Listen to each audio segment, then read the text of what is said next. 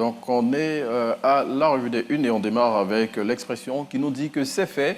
Le 43e Bima est passé sous pavillon ivoirien. Il faut désormais l'appeler camp Ouattara Thomas Dakin.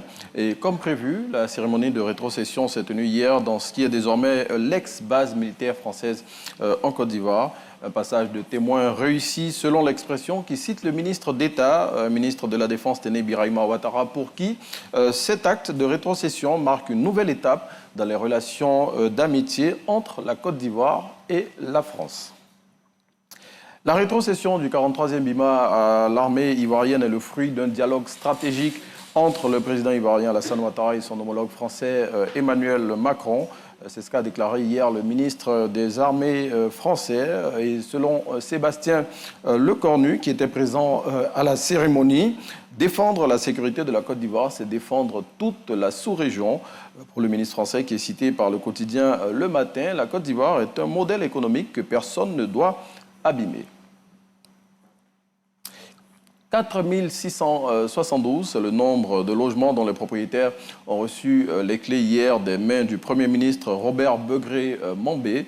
Ces heureux propriétaires ont souscrit au programme présidentiel de construction de logements socio-économiques situé à Modeste, dans la commune de Grand-Bassam. Selon le chef du gouvernement, qui est cité par le quotidien L'Essor, l'activité d'hier s'inscrit dans la stratégie de mise en place depuis 2012, dont l'objectif est de répondre au déficit structurel de logements en Côte d'Ivoire.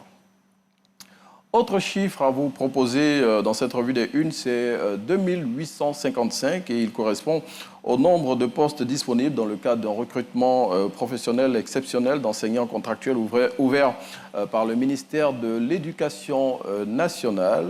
L'annonce a été faite récemment par la ministre Mariatou Koné.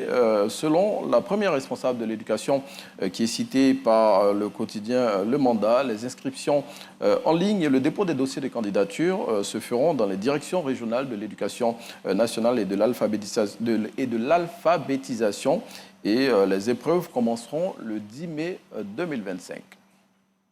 Et puis, face aux discours incendiaires et aux attitudes de certains acteurs politiques ces dernières semaines, Bush, bien évidemment, se demande si les hommes politiques n'ont rien retenu du passé récent de la Côte d'Ivoire qui a été marqué par de graves crises. Et donc, le quotidien, plutôt l'hebdomadaire humoristique, invite les acteurs politiques à la retenue et surtout à offrir un climat apaisé pour les élections présidentielles à venir. Allez, on referme ici la revue des unes.